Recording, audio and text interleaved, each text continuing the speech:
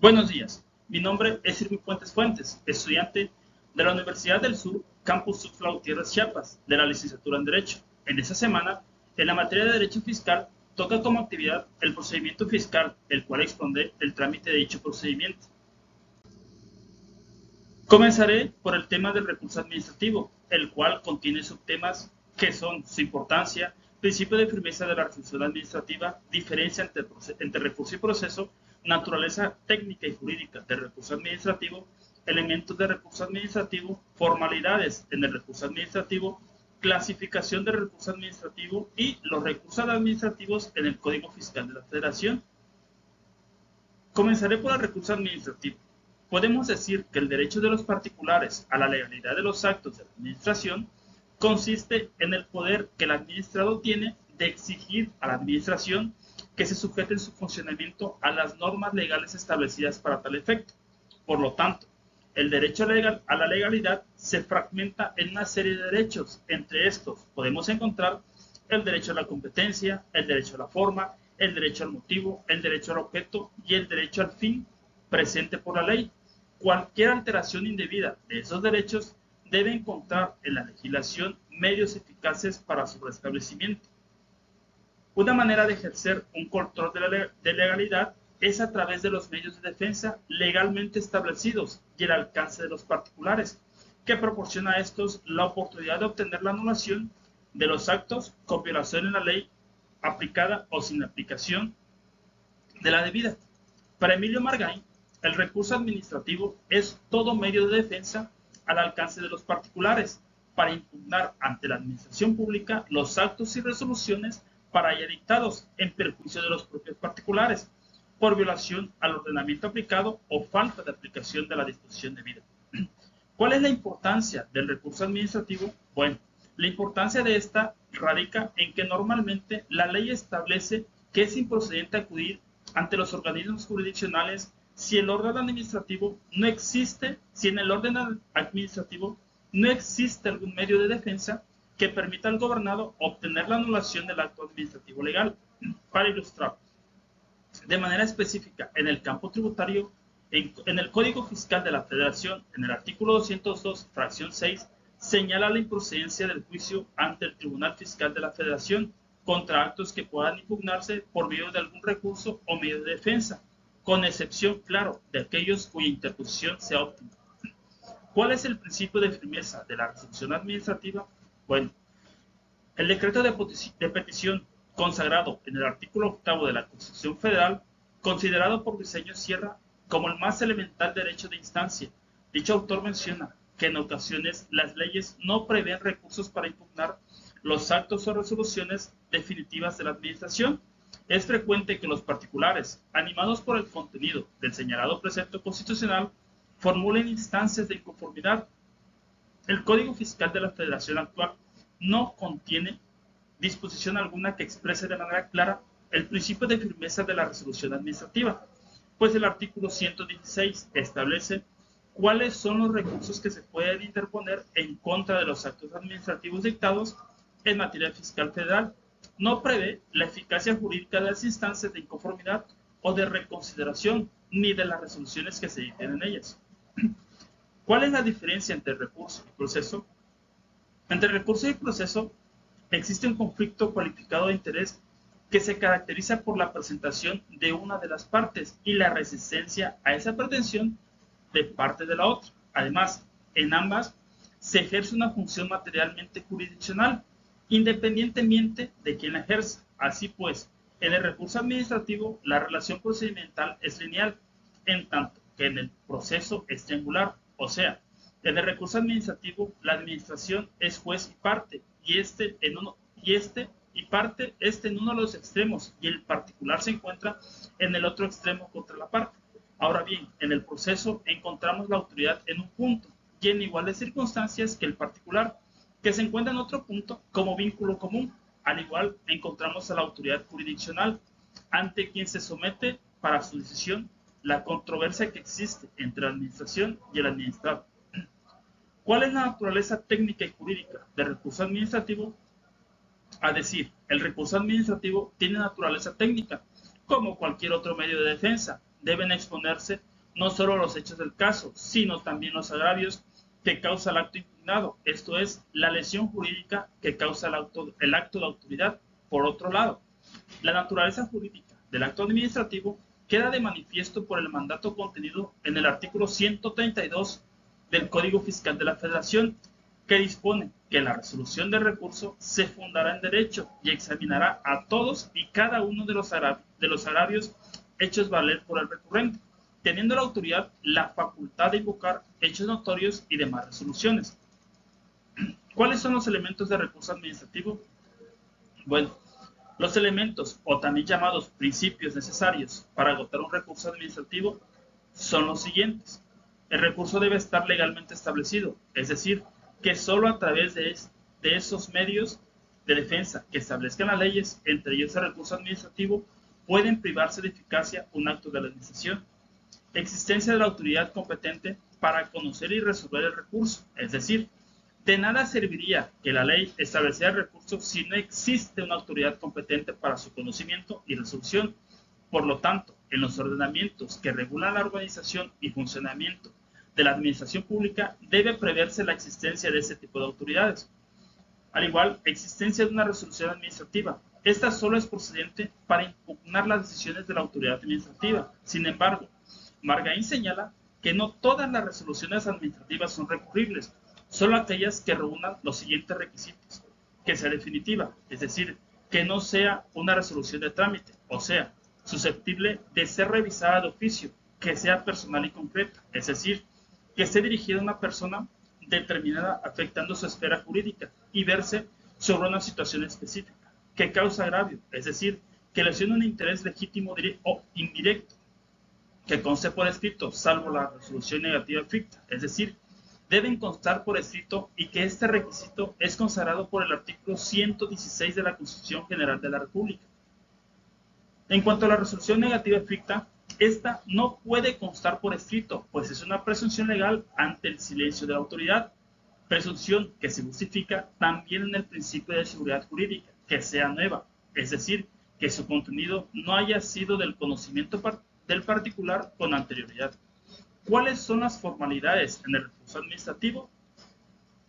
Bueno, de conformidad con los artículos 121, 122, 123, 130, 131 y 133 del Código Fiscal de la Federación, las formalidades a que se sujeta el trámite son inspección por escrito, ya que solo mediante escrito se puede hacer valer el recurso administrativo, por disposición expresa de la ley.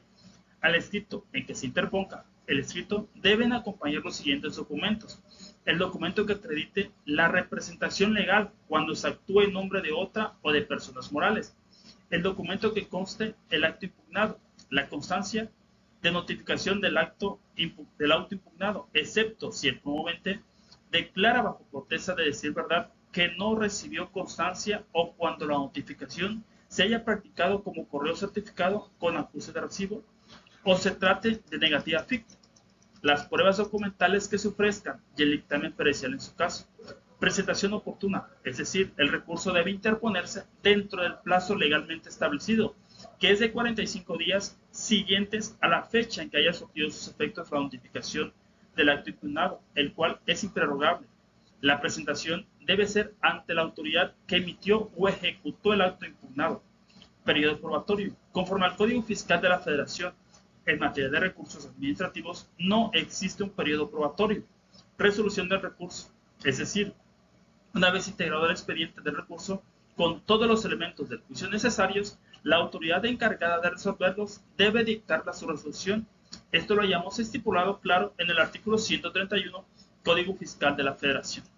¿Cuál es la clasificación de recurso administrativo? Bueno, a decir, en la legislación fiscal mexicana, los recursos administrativos se clasifican en optativos y obligatorios.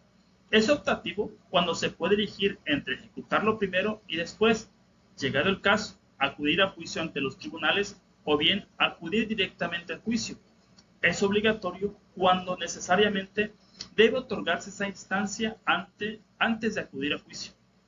Los recursos. ¿Cuáles son los recursos en el Código Fiscal de la Federación? Bueno, el artículo 116 del Código Fiscal de la Federación establece que contra los actos administrativos dictados en materia fiscal federal se podrán interponer los recursos de revocación, de oposición al procedimiento administrativo de ejecución o de nulidad de notificaciones. El recurso de revocación, lo hallamos estipulados en los artículos 117 y 125 del Código de Mención. El recurso de oposición al procedimiento administrativo de ejecución se encuentra estipulado en los artículos 118 y 126 al 128 del mismo Código. El recurso de nulidad de notificaciones se encuentra estipulado en los términos de los artículos 119 y 129 del Código Fiscal de la Federación. Ahora bien, el siguiente tema es la fase contenciosa del procedimiento fiscal, el cual abarca el origen y competencia del Tribunal Fiscal de la Federación, procedencia del juicio de nulidad, partes en el juicio, sustanciación de procedimiento y sentencia, recursos procesales y notificaciones. Comenzaré a definir cada una de ellas. ¿Cuál es el origen y competencia del Tribunal Fiscal de la Federación? Se debe recordar que con la promulgación de la Constitución de 1857, que consagró de manera categórica la división de poderes, desapareció cualquier vestigio de jurisdicción especial para lo contencioso administrativo, quedando dicha jurisdicción en la esfera de la competencia de los tribunales por medio del juicio de amparo. El 27 de agosto de 1936 se expidió la Ley de Justicia Fiscal, en la que se constituyó como un tribunal administrativo de justicia delegada y no de justicia retenida, con plena autonomía y con competencia para reconocer la legalidad o declarar la nulidad de actos o procedimientos administrativos, pero sin poder pronunciar mandamientos dirigidos a obtener la ejecución de esos fallos, pues en caso de resistencia debía acudirse al juicio de amparo. El Tribunal Fiscal de la Federación se estableció con competencia exclusiva sobre materia fiscal, pero mediante formas se ha ido ampliando a fin de que sea en posibilidad de conocer algunos otros asuntos de naturaleza estrictamente administrativos. El Tribunal Fiscal está garantizado en una sala superior compuesta de 9 magistrados y salas regionales compuestas de 3 magistrados estas. El territorio nacional ha sido dividido en 11 regiones y en cada una de ellas hay una sala regional, salvo en la región metropolitana que existen 6. Las salas regionales tienen competencia por razón de territorio de acuerdo con lo dispuesto por el artículo 24 de la Ley Orgánica del Tribunal Fiscal de la Federación. ¿Cuál es la procedencia del juicio de nulidad? Bueno, podemos decir que esta es procedente contra las resoluciones dictadas por la autoridad administrativa que sean consideradas ilegales y por lo tanto se desean impugnar. La acción la tienen tanto el particular como la propia autoridad administrativa. Ahora bien, al igual que en el recurso administrativo, el juicio de nulidad solo es procedente para impugnar decisiones de la autoridad administrativa, por lo que también es ineficaz para impugnar decisiones de autoridad de otro tipo. Y para que la resolución sea impugnable en juicio, debe ser definida, personal y concreta, causar agravio, constar por escrito, salvo los casos de negativa o confirmación ficta, y ser nuevo. ¿Cuáles son las partes en el juicio? Bueno, esas se encuentran estipulados en los artículos 198 del Código Fiscal de la Federación. Son parte en el juicio ante el Tribunal Fiscal de la Federación los siguientes: el demandante, puede serlo un particular o la autoridad fiscal, el titular de la Secretaría de Estado u organismo descentralizado del que dependa la autoridad que dictó la resolución impugnada, y en todo caso la Secretaría de Hacienda y Crédito Público será parte en los juicios en los que controvierta el interés fiscal de la Federación. Al igual puede ser el tercero que tenga un derecho incompatible con la pretensión del demandante. Ahora bien, el artículo 200 del Código Fiscal de la Federación Civil, en escritura pública o en carta poder, señala también que la representación de las autoridades corresponde a la unidad administrativa encargada de su defensa jurídica. ¿Cuál es la sustanciación del procedimiento y sentencia? Bueno, esta puede variar si la demanda que se presenta no satisface los requisitos exigidos por los artículos 208 y 209 del Código Fiscal de la Federación, cuando se impugna una negativa o una confirmación ficta, o bien una resolución escrita que carece de fundamentación y motivación.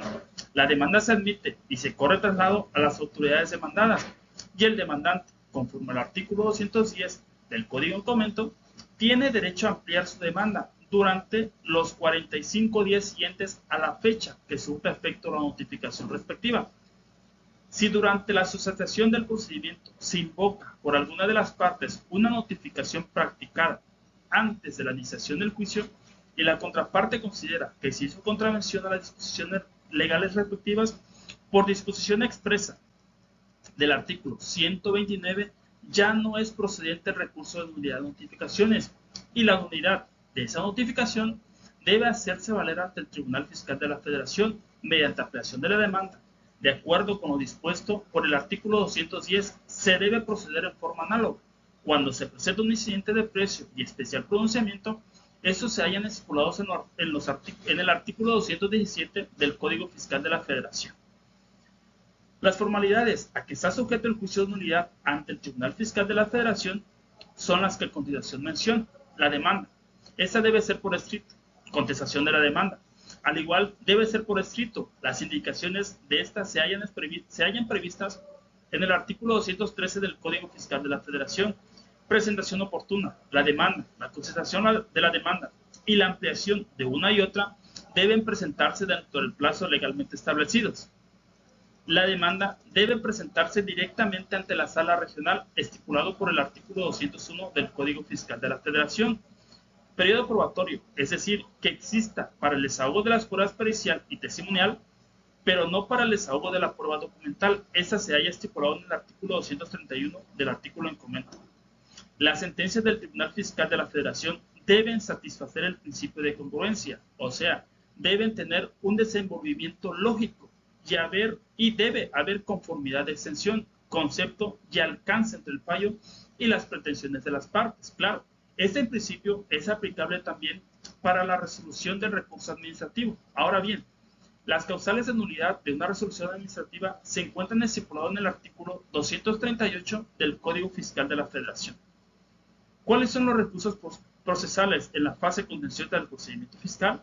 Bueno, los fallos del Tribunal Fiscal de la Federación hasta el año de 1946 tenían fuerza de una cosa juzgada, ya que no admitían recursos, con la única excepción del de queja.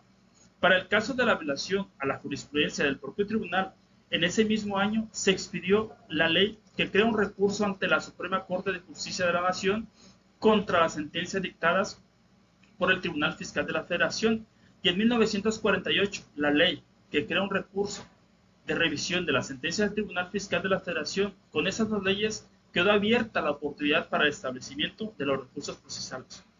¿Cuáles son las notificaciones? Bueno, el artículo 253 del Código Fiscal de la Federación prevé que las notificaciones a los particulares serán personales, ya sea en el local de la sala del Tribunal Fiscal de la Federación o en el domicilio señalado para tal efecto, por correo certificado, con acuse de recibo, claro, o por lista.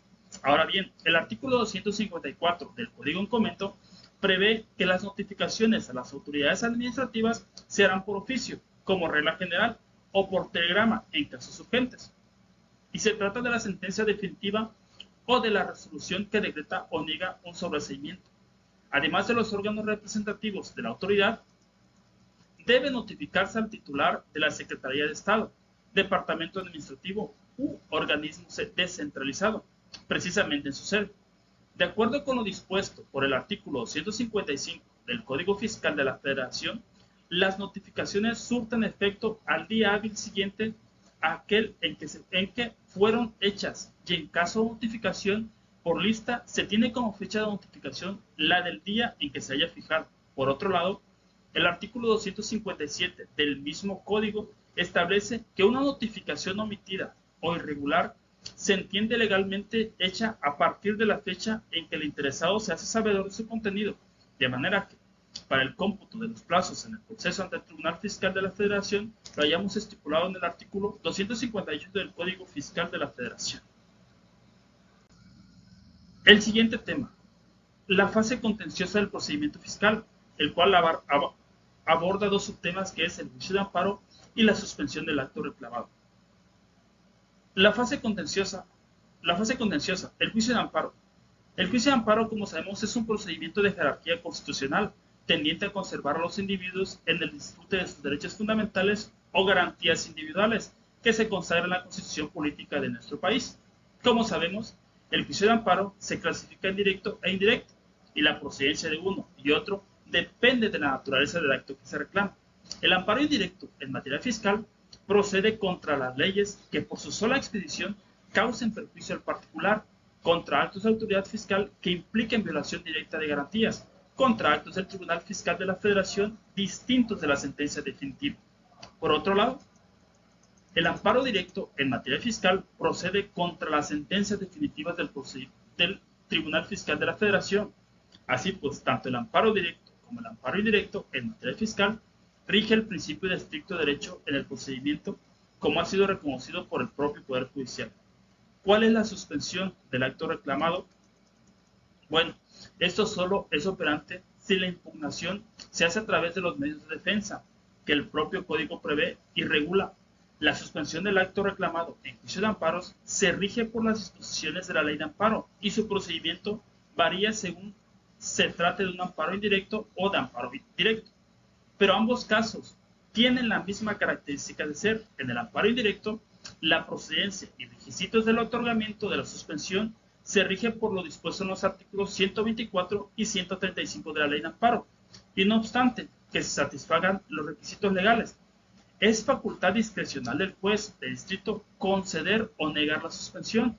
En el caso de amparo directo, la suspensión se rige por las mismas disposiciones del capítulo 3 del título 3 de la ley de amparo, pero la regulación resulta insuficiente e imprecisa, pues aunque el artículo 170 de dicha ley dispone que en los juicios de amparo de la competencia de la Suprema Corte de Justicia de